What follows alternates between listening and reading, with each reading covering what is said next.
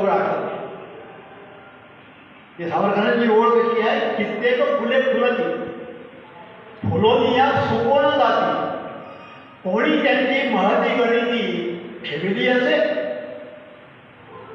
किती जरी फुलं फुलतात रोज, फुललेली फुलं सुकून जातात, त्याच्या संख्येची कोणी गणती नाही करत, त्यांची कोणी दखल नाही घेत. पण गजेंद्र शुंडेने उपटिले, श्रीहरी चरणी वाहिले, कमल पुष्पते अमर झाले, मोक्षदायी पावन. पण गजेंद्र शुंडेने जे कमळाचं फूल तोडून आपल्या सोंडेने ते श्रीहरी विष्णूंच्या चरणी अर्पण केलं, ते कमलपुष्प अमर झालं. बाकीची फुलं आली गेली, कोणी महत्त्व ठेवत नाही, पण त्या